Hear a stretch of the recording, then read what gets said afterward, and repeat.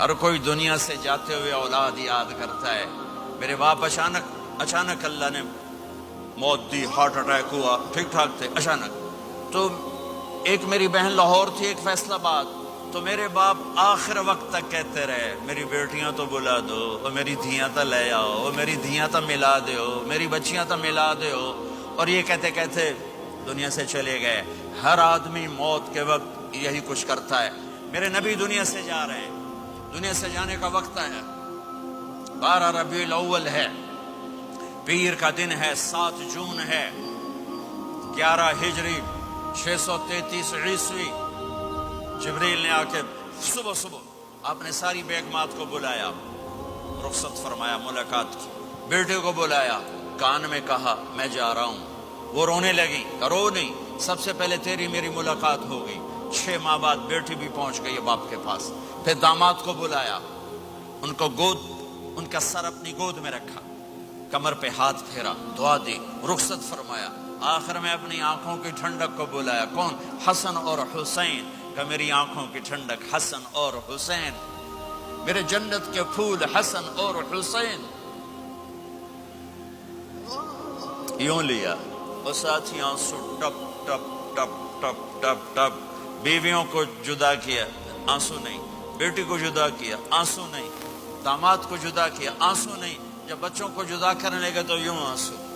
एक को जहर में तड़पते देखा, एक का कटा सर नेज़े पे चढ़ते देखा, तो आंसू रुक नहीं सके, दुआ नहीं की, हाथ नहीं उठाए, अल्लाह की तकदीर के सपुर्द कर दिया। औलाद को ज़बह होने के लिए तैयार कर लिया कि कल मेरी उम्मत औलाद के पीछे झूठ ना बोले, रिश्वत न ले, हराम कारोबार न चलाए, धोखा ना दे, फ्रॉड ना करे। बच्चों को कहां से खिलाएं, बच्चों को कहां से पिलाएं? कि ये मेरा हुसैन का सर कट के नेज़े पर चढ़ा हुआ है। जब सब चले गए तो जिब्रील आ गए। आपने फरमाया क्या हुआ? खामोश खड़े थे। का मौत का फरिश्ता दरवाजे पर है, अंदर आने की इजाजत चाहता है। अपने नबी का मकाम देखो, मौत भी पूछ के आती है।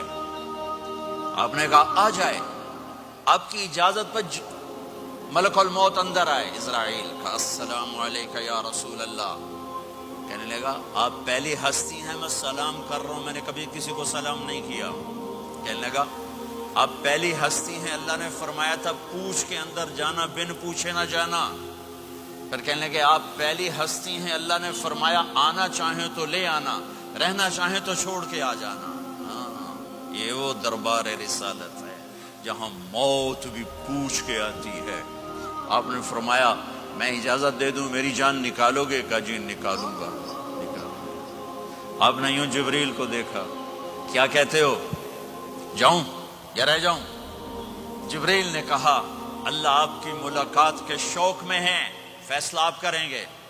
हाँ, ये बात सुनाना चाहता था अगली।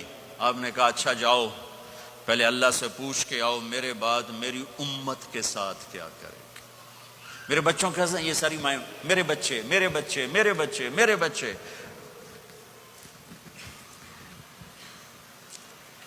मेरे नबी को तो पता था कि ये तड़प तड़प के एक जहर में जाएगा और एक का सर कट के नेज़े पे चढ़ेगा। क्यों नहीं उनके लिए हाथ उठाए? हमारे लिए क्यों रोए कि जाओ अल्लाह से पूछ के आओ मेरे बाद मेरी उम्मत के साथ क्या करेगा, मैं फिर जवाब दूंगा।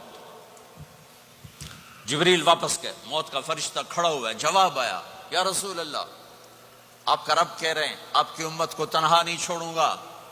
मुझे मेरे रब की कसम जो सुन रहा है, जिसने हमें यहां जमा किया है, सुनो मेरी बात गौर से।